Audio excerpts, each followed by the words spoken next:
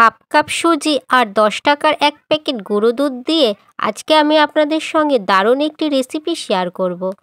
সুজি দিয়ে যে কোনো সময় খুবই কম সময়ের মধ্যে এই রেসিপিটি তৈরি করা যাবে। নমস্কার বন্ধুরা, নতুন আর একটা রেসিপিতে সকল বন্ধুদের স্বাগত। হ্যাঁ বন্ধুরা, মাত্র হাফ কাপ সুজি আর 10 টাকার এক প্যাকেট গুঁড়ো দুধ দিয়ে দারুণ মজার রেসিপি তৈরি করব। আপনারা কিন্তু ভিডিওটি স্কিপ না করে অবশ্যই পুরো ভিডিওটি দেখতে থাকুন। এখন তাহলে মূল রেসিপিটি শুরু করছি। প্রথমে ওভেনে একটি কড়াই বসিয়ে দিয়েছি আর তার মধ্যে দিচ্ছি 1 চামচ ঘি। ঘিটা যখন গরম হয়ে আসবে তখন তার মধ্যে দেব হাফ কাপ সুজি। আর এবারে সুজি আর ঘি একসাথে ভেজে নিচ্ছি। 1 মিনিট সময় নিয়ে প্রথমে সুজিটাকে ভালো করে ভেজে নিতে হবে। তবে খেয়াল রাখতে হবে সুজির রঙটা যাতে লাল না হয়ে যায়, এরকম সাদাই রেখে দিতে হবে। এরপরে আমি এর মধ্যে দেব গুঁড়ো দুধ। 10 টাকা দামের এক প্যাকেট গুঁড়ো দুধ দিয়ে দিচ্ছি। এখন দুধ আর সুজি একসাথে আরও একবার মিশিয়ে নিচ্ছি। আর গ্যাসের ফ্লেমটাকে একদম লোয় রেখে সুজির এই রেসিপিটি রান্না করে নিতে হবে, না হলে সুজি পুড়ে যাবে। আরও 1 মিনিটের মতন দুধ আর সুজি একসাথে আমি ভেজে নিচ্ছি। তারপরে দেব যেই কাপ মেপে সুজি দিয়েছি সেই কাপ মেপে হাফ কাপ জল। একবারে বেশি জল দেব না, অল্প অল্প জল দিয়ে সুজি রান্না করে নিচ্ছি। আস্তে আস্তে কিন্তু সুজির মধ্যে জলটা টেনে নিচ্ছে আর সুজিও নরম হয়ে যাচ্ছে। এইবারে আমি আরও একটু সুজির মধ্যে জল দিচ্ছি। তারপরে আবারও জলের সাথে সুজি মিশিয়ে নিচ্ছি। একটু এরকম চেপে চেপে সুজিটা মিশিয়ে নিতে হবে। সুজির মধ্যে যখন পুরোপুরি জলটা টেনে যাবে তখন আমি এর মধ্যে দেব চিনি। 2 চামচ চিনি দিয়েছি। তারপরে দেব নুন। মিষ্টি জিনিসে নুন দিলে টেস্টের ব্যালেন্সটা ঠিকঠাক থাকে। এবারে আরও একটু জল দিয়ে খুব ভালো করে একসাথে আমি মিশিয়ে নিচ্ছি। একটু চেপে চেপে চিনিটা সুজির মধ্যে মিশিয়ে নিতে হবে।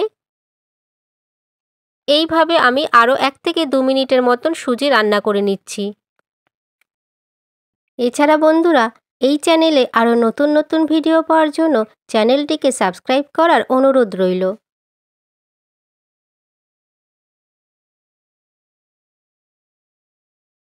চিনি পুরোপুরি সুজির মধ্যে গলে গেছে আর চিনি দেওয়াতে সুজির মধ্যে একটা সফটনেস ভাব চলে এসেছে। এইবারে সুজি যখন কড়াইয়ের একদিক থেকে আরেক দিকে উঠে আসছে তখনই সুজির পুরোপুরি পাক দেওয়া হয়ে গেছে। এইবারে আমি সুজি নামিয়ে নেব। নামিয়ে অন্য একটা প্লেটের মধ্যে রেখে দিচ্ছি আর একটু ছড়িয়ে রেখে দিচ্ছি যাতে তাড়াতাড়ি ঠান্ডা হয়ে যায়। আরও একটা জিনিস খেয়াল রাখতে হবে, সুজি যাতে পুরোপুরি ঠান্ডা না হয়ে যায়। সামান্য গরম থাকতে থাকতে হাতের মধ্যে আমি একটু তেল মাখিয়ে নিয়েছি আর এবারে সুজি মাখিয়ে নিচ্ছি। সুজি যদি পুরো ঠান্ডা হয়ে যায় তাহলে এভাবে সুজিটা মাখানো যাবে না, সুজি ছেড়ে ছেড়ে যাবে। সুজিটা মাখানোর পরে এখন আমি এই সুজির মধ্যে দেব 2 চামচ ময়দা। অল্প অল্প ময়দা দিয়ে সুজি মাখিয়ে নেব। আর এবারে ময়দা দিয়ে সুজিটাকে আমি খুব ভালো করে মাখিয়ে নিচ্ছি। তবে এর মধ্যে জল দেব না, জল ছাড়াই সুজি মেখে নেব।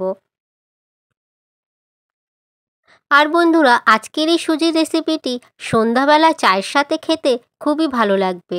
তাই আপনারা চা বানাতে বানাতে এই রেসিপিটিও ঝটপট বানিয়ে নিতে পারবেন।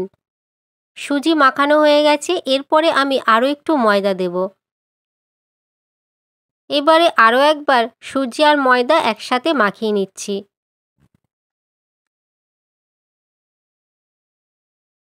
সুজি মাখানো হয়ে গেছে আর একটা নরম ডো আমি মাখিয়ে নিয়েছি। এবারে এর থেকে লেচি কেটে নেব। সুজির এই ডোটা থেকে আমি দুটো বড় বড় লেচি কেটে নিয়েছি। তারপরে আমি একটা একটা লেচি বেলে নেব।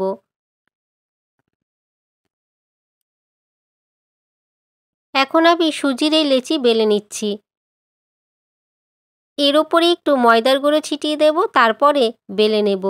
আর লেচিটা একটু মোটা করে বেলে নেব, একদম পাতলা করব না, সামান্য একটু মোটা করে বেলে নিতে হবে।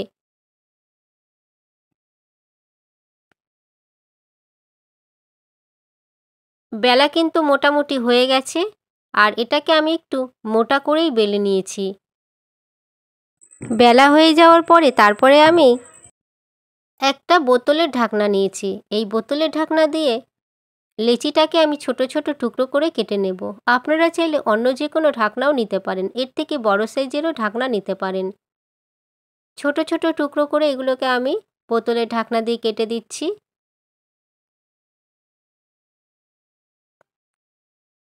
সুজির এই রেসিপি বাচ্চাদের কাছে কিন্তু খুবই পছন্দ হবে। আপনারা তাই বাড়িতে অবশ্যই একদিন এই রেসিপিটি তৈরি করে নেবেন।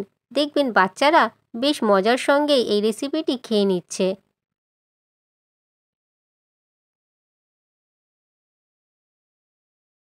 ঢাকনা দিয়ে ছোট ছোট টুকরোগুলো কাটার পরে যেই অংশটুক পড়ে রয়েছে এটাকেও আবার বেলে নেব।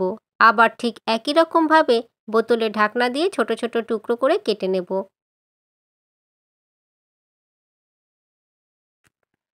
এটাও আবার একটু মোটা করে বেলে নিচ্ছি। বেলে নেওয়া হয়ে যাওয়ার পরে আবার বোতলের ঢাকনা দিয়ে ছোট ছোট টুকরো করে কেটে নিচ্ছি। রেসিপিটা এতটাই দারুণ, বানাতেও কিন্তু খুবই মজা লাগছে আর দেখতেও কতটা ভালো লাগছে। এইবারে আমি এগুলোকে ভেজে নেব। তার জন্য ওভেনে আরও একবার কড়াই বসিয়ে দিয়েছি। তেল গরম হয়ে আসলেই এক এক করে আমি সুজির পিঠাগুলো দিয়ে দিচ্ছি। তবে গ্যাসের ফ্লেমটাকে হাই করে রাখবো, তাহলে এইগুলো বেশ সুন্দরভাবে ফুলে যাবে। আর আমি দেখতে পাচ্ছি কড়াইতে দেওয়ার সাথে সাথেই খুব সুন্দরভাবে এগুলো ফুলে গেছে। ঠিক এরকম নেড়েচেড়ে এগুলোকে ভেজে নিতে হবে।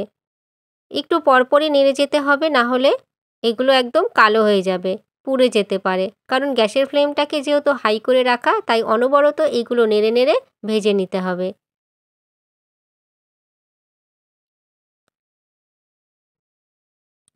এবারে কিন্তু এগুলো ভাজা হয়ে গেছে, তো দেখতেই পাচ্ছেন কালারটাও খুব সুন্দর হয়েছে।